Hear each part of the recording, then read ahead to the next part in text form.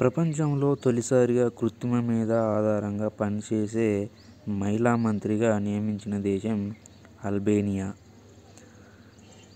అనోఖీ దునియా park ఇది ఉత్తరప్రదేశ్ రాష్ట్రంలో బులంద్ షహర్ ఖుర్జా అనే ప్రాంతంలో సిరామిక్ వ్యర్థాలతో ఈ పార్కు తయారు చేయడం జరిగింది. అలాగే యునెస్కో జాబితాలో ఎర్రమట్టి దిబ్బలు ఇది విశాఖపట్నం తీర ప్రాంతంలో ఉంటుంది. ఈ ఎర్ర దిబ్బలనే రెడ్ శాండ్ హిల్స్ అని కూడా అంటారు.